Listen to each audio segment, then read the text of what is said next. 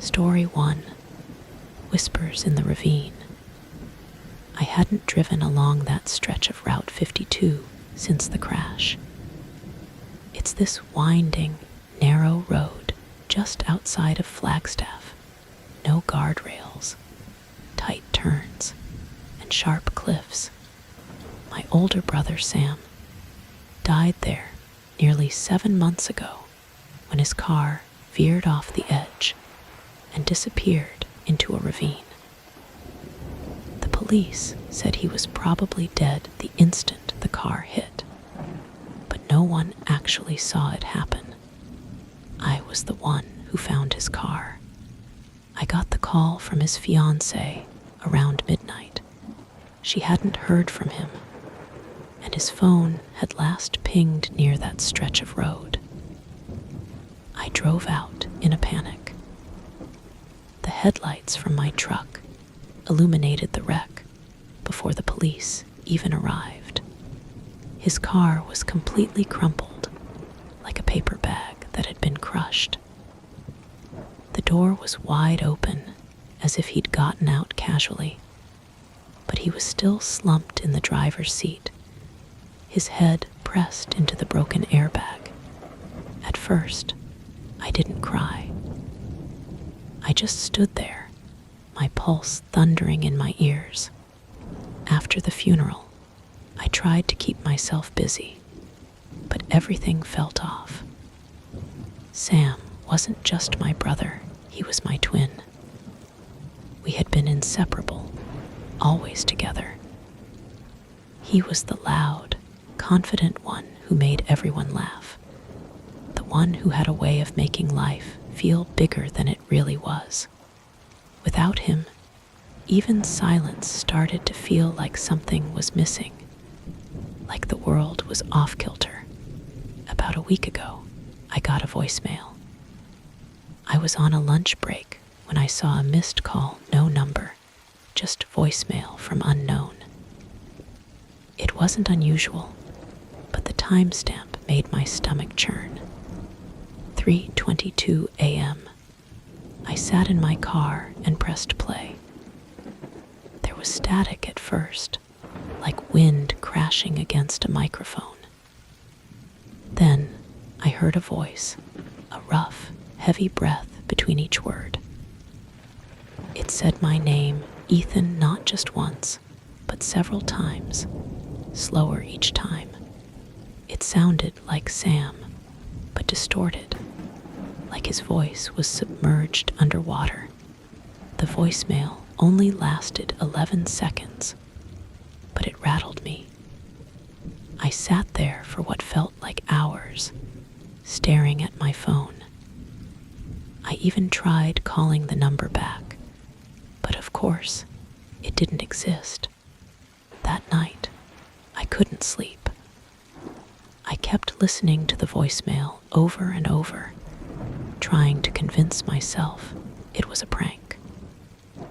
Sam always said my name in a certain way, dragging out the TH sound, and that's exactly how it came through. I started thinking maybe Claire, his fiancée, had set it up.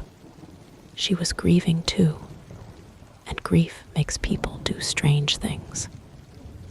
But when I asked her about it, her face drained of color. She said she'd been getting calls to same number, same time, but hers were different. She heard someone sobbing, and when she listened closer, she swore she heard Sam's laugh beneath the crying. I knew I had to go back to the crash site. Maybe I was searching for closure, or maybe I was just trying to find some answers. I drove out to Route 52 late that night. The air felt thick and heavy, like I was driving deeper into a dream. I parked at the edge of the road, just past where the guardrail had ended. It was eerily quiet, no cars, no birds, just the rustle of wind through the grass. I stood at the edge of the cliff, peering into the dark. The drop was too steep to see the bottom, but I knew it was there. I walked down the trail the rescue crews had used, shining my flashlight over the broken ground. I found the place where I'd first seen the wreck, now just blackened earth. But there was a smell, burnt rubber, and something else, faint cologne like Sam's. I was about to turn around when I heard it. A soft tapping sound, like fingernails drumming against metal. My heart skipped and I froze, trying to figure out where it was coming from. It was deeper in the ravine. Right where the car had come to rest, I called out. "Hello." My voice didn't echo. It just disappeared into the darkness. Then the tapping came again. Tap, tap, tap, faster this time. I flashed the light down the slope, but there was nothing. Just shadows twisting unnaturally in the light. Then, my phone buzzed in my pocket. 3:22 a.m. I hadn't noticed the time passing, but the screen confirmed it. One new voicemail. I didn't want to check it. Not while I was standing out there in the cold. But curiosity won out. I pressed play. What I heard this time was worse. It wasn't just my name. It was my own voice, screaming, pleading. It sounded like I was being dragged, calling out for help. I turned and ran. My heart was hammering in my chest. I dropped the flashlight at one point, scrambled for it, then kept going. By the time I reached my truck, the headlights were off, though I hadn't touched them. The engine was still running. I jumped in and slammed the door shut. I felt a chill creep through my body, not from the cold air, something else. It felt like I had been watched the entire time I was down there. I drove back home with every light in my apartment on. I didn't sleep. I didn't eat. I just kept replaying the voicemails over and over. Each one sounded clearer than the last, like someone was getting closer. The last one said, "You shouldn't have left," in Sam's voice. But it was colder now. I haven't told anyone else about the calls, not even Claire. Because deep down, I know the truth. Part of me never left that ravine. I tried to delete the messages, but they keep coming back. No matter what I do, they're there, same timestamps, same messages. Even after I reset my phone, they came back the next morning. I went to a tech shop in Flagstaff to see if they could fix it. The guy was baffled and called it a ghost number. When I asked what that meant, he said it was a call with no source, no routing number. He tried tracing it, but the longer he worked, the paler his face got. Finally, he told me, "It's coming from the ravine, right where your brother's crash happened." I didn't wait to hear more. I just ran out of there, barely able to breathe. I stayed at a friend's place that night, Mason, a guy I used to work with. I didn't tell him everything, just that I needed to get away from my apartment. He handed me a beer and said, "You look like you've seen a ghost." I didn't laugh. I couldn't. That night, as Mason passed out on the couch, I sat there in the dark, watching the clock tick toward 3:22 a.m. And right on time, my phone lit up, voicemail from unknown.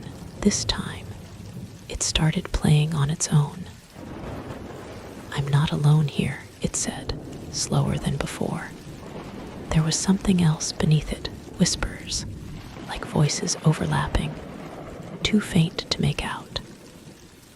It wasn't just a voicemail. It sounded like a room full of people. The next morning, I packed my things and drove back to the ravine. I couldn't explain why, but I felt like I owed it to Sam. When I reached the bottom of the slope, the world felt different. The air was still. The wind had stopped completely. It was like time had paused. And then I saw it, a burned outline in the dirt.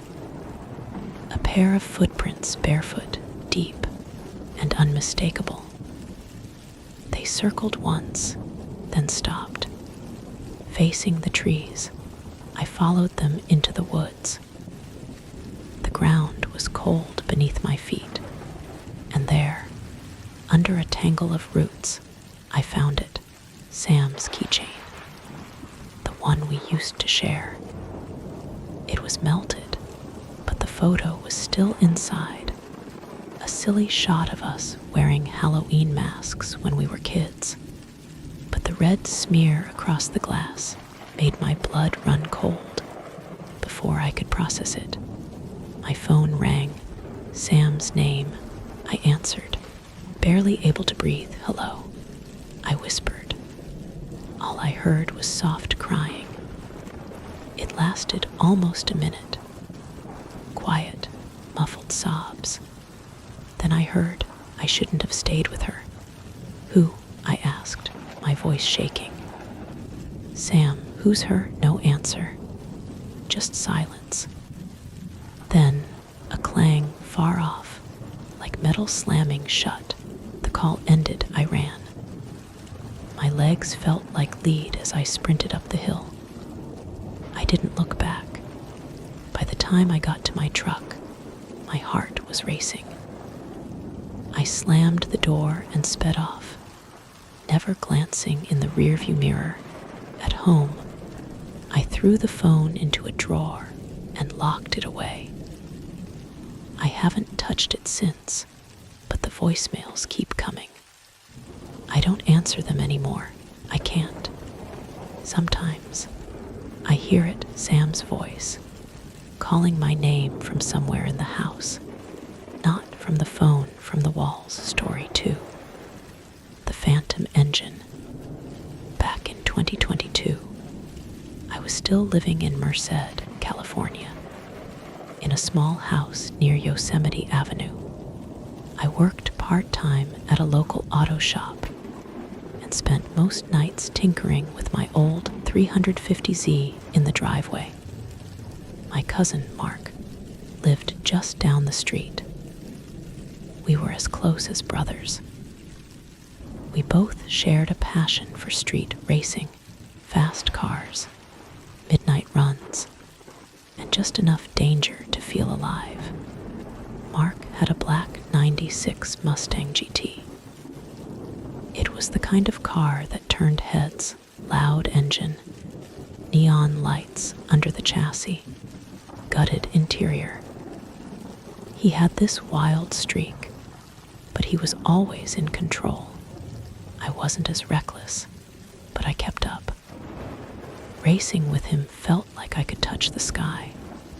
We'd race late into the night, along the long stretches of road north of the city. No streetlights, no cops, just the hum of engines and empty asphalt. Sometimes we'd invite a few friends over, throw in some cash, and race until the sun came up. It was the kind of stuff you do in your early 20s, when nothing seems impossible. The night Mark died, it wasn't supposed to be anything special. Just the two of us. No bets, no cameras. He had just finished upgrading his Mustang with a new turbocharger, and he wanted to test it on the old stretch near the irrigation canals. I didn't even feel like racing, but I went along anyway. I remember standing at the halfway point with a flashlight, ready to drop it when Mark gave the signal. The air smelled of dust and burnt rubber, and the night was colder than usual for July. Mark revved his engine. It echoed through the trees. Like a lion's roar, he launched off the line. He never made the turn by the time I reached the spot. His car was upside down in a ditch. Smoke billowed from the engine, and the front end was crumpled beyond recognition. I still hear my own scream every time I think about it. After the funeral, I couldn't bring myself to race anymore. Every time I looked at my own car, a wave of nausea hit me. Mark's parents moved away soon after. They said the place was cursed. I stayed in the house. I don't really know why. Guilt, maybe. Or maybe I didn't want to forget. The weird part started exactly a year after his death. It was a Friday night. I had just gone to bed around 1 a.m. when I heard it, an engine revving. Faint at first, but unmistakable, Mark's Mustang. I bolted out of bed, heart racing. I grabbed my shoes and ran outside. There it was, parked at the end of the street, his Mustang. I couldn't believe it. The headlights were off, but the engine was running. It sounded like it was just waiting for me. I walked up slowly, my hand shaking as I reached for the door handle. But before I could touch it, the engine cut out. I stood there, frozen. Then, from the darkness, a voice, Mark's voice. So real, so clear. It called my name, Nick. I turned around. The streetlights flickered. The car was gone. I don't know how to explain it, but it was like the Mustang had been a ghost. A piece of Mark's spirit still stuck in that car. For the next few weeks, it kept happening. Late at night, I'd hear the engine, always in the distance. It'd rev once, then stop. Then the tire marks started showing up at the base of the driveway. They weren't there before. It wasn't the end of it. The car kept appearing, always at the same hour. And the sound of those tires screeching around corners, just like the night Mark died, haunts me still. I stopped driving my car. I haven't touched it since. The last time I saw the Mustang, it was at the intersection near the canal. It wasn't moving, but I swear I could see Mark's silhouette inside, his hands gripping the wheel. I don't know how to explain it. I'm not sure I want to. But every night, at exactly 2:38 a.m., the engine revs. Just once, and I know he's still out there, waiting for me to join him.